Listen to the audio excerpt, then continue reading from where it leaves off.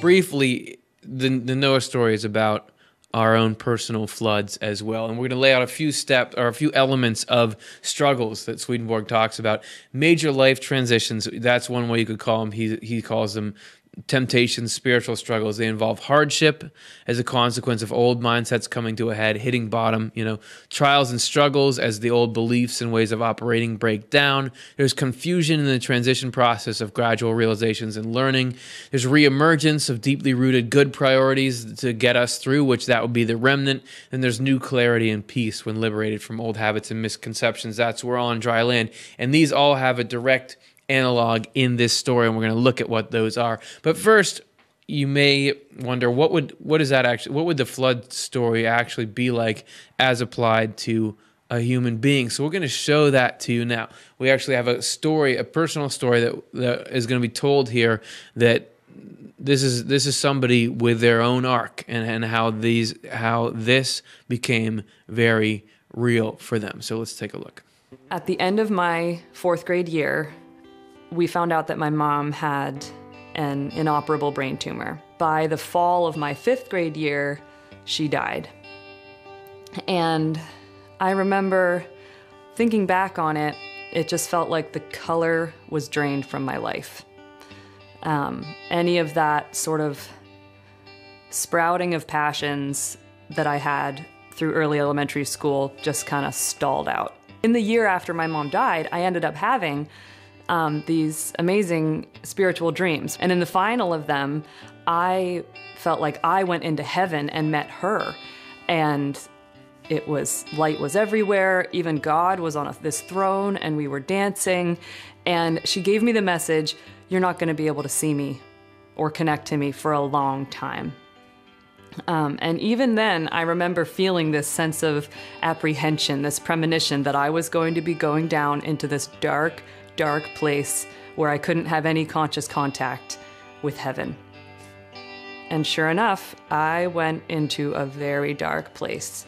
I just felt hollow on the inside, and like I had just lost any connection to true joy. By the time I was in 7th grade, I started smoking cigarettes. By the time I was in 8th grade, I was binge drinking every weekend with my friends. By the time I was a freshman in high school, I was smoking pot, and this just continued and to worsen and deepen throughout high school and all the way up into my first year of college. So she went to college, came back, and started to find some new material. Even by the time I was home again, I had the memory of these spiritual dreams I had had, but I doubted their validity. It felt like the one concept that remained to have some vibrancy to me was this idea of divine providence that I had heard of. Everything else had just fallen away. And that summer when I came home, the New Century Edition had just come out with their copy of their new translation of Divine Providence. And I think I had a curiosity about it, and I decided to start reading it. This became just a regular daily thing. Every morning, I would spend at least an hour just voraciously reading Divine Providence.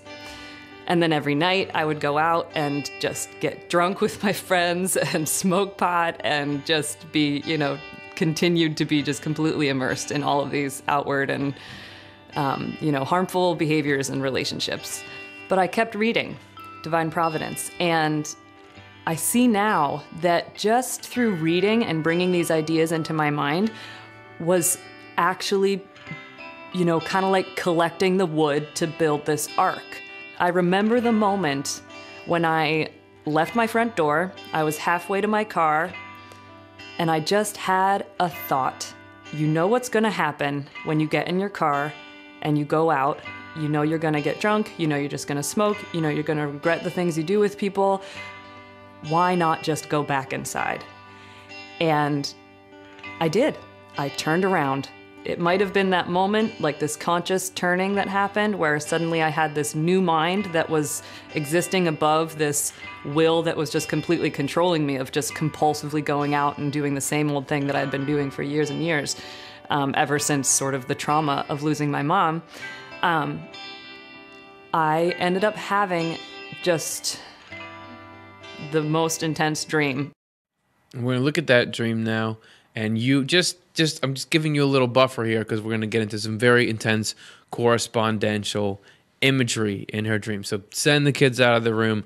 Well, I mean, I would imagine they got bored 45 minutes ago, but if they're still there, get them out of there. So let's see what the dreams consist of. I was this disgusting creature, kind of like Gollum turned up to 11, and I had to be chained.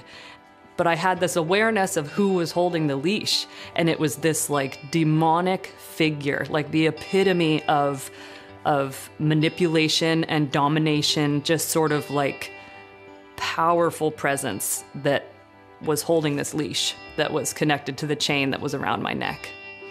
And I was so terrified by this dream. And the terror of it sort of lucidly shifted my dream. And all of a sudden I found myself floating in black space, just my body. I was me again, and I had this awareness of this spider that was just crawling all over my body, too fast for me to keep track of where it was, and I just couldn't get it off of me, and I wanted nothing more than to get this spider off of me. And I had this lucid moment in that part of the dream where I thought, I have to connect to God. I have to draw in, and God is the only one with the power to help me get rid of this spider. And the moment I had that thought, I just drew all of my energy into my core and connected to this enormous light. I mean, to this connection to God that just blasted out through me and just obliterated the spider. All of a sudden, I was and yet was looking at this enormous tree. And it was huge. And part of it was alive, but it had these burnt, blackened, dead branches that were just breaking off from the trunk of the tree and crashing down. That was when I woke up from the dream in an enormous sweat and just shaking. And, when you wake up from a nightmare, you kind of, all you want to do is just get some sort of good thought into your mind. And so I was reading Divine Providence at the time, so I just reached for the book on my bedside table and opened it to just where I had been reading, where I had last left off. And the very next number I read was Divine Providence 107. So what is Divine Providence 107, and why is it relevant to the dream she just had? Let's take a look. Isn't that what we do here? We read numbers from Swedenborg. Heavenly love with its affections for good and truth and perceptions therefrom, together with its enjoyments, and from these affections and thoughts therefrom, may be likened to a tree, distinguished for its branches, leaves, and fruits. The life's love is the tree. The branches with the leaves are affections for good and truth, with their perceptions, and the fruits are the enjoyment of affections and their thoughts.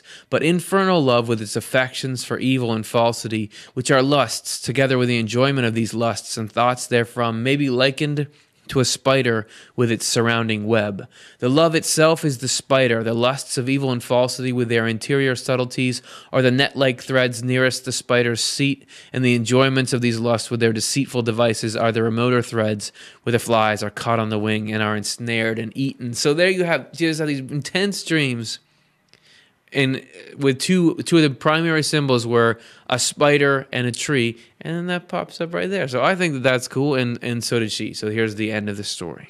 So having this moment where the very next passage I read was about a tree and a spider, it gave me this sense that I could trust what was going on inside of me. And I think, again, that was part of the building of the arc in my mind, where I felt clear that I needed to stop these outer compulsive behaviors that I was doing. So I did. And over the next 2 years, it was a gradual, slow process where I was able to stop these behaviors. I feel like now, on dry land, I've been able to follow this path of really connecting again to inner joy and what that means, and a knowledge of how to stay connected to that it's not like troubles go away. You know, life goes on. You know, there's a whole lot of the Bible left after the flood story. But that was a really pivotal time for me. And even through the ups and downs, I feel like it's been progress ever since. Progress ever since. That's what we want to give everyone we can. So that's why we're sharing this information in the first place. And to